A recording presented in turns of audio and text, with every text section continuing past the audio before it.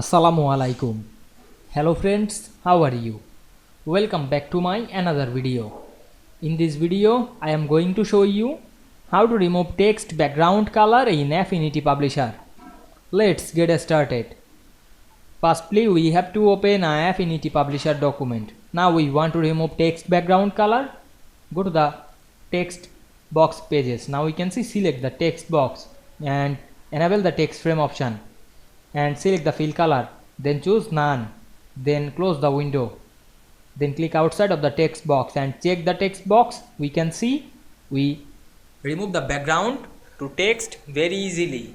I hope you enjoyed the video. Please like, comment, share and subscribe my channel. Thanks for watching.